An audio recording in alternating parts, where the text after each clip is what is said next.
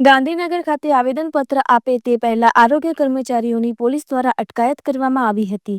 આરોગ્ય કર્મચારીઓ પોતાની માંગોને લઈ આંદોલન કરી રહ્યા છે, જેમાં ગુરુવારે મુખ્યમંત્રી ભૂપેન્દ્રભાઈ પટેલને આવેદનપત્ર આપવા માટે ગાંધીનગર એકઠા થવાના હતા, પરંતુ તે પહેલા જ પોલીસે તમામ કર્મચારીઓની અટકાયત કરી હતી।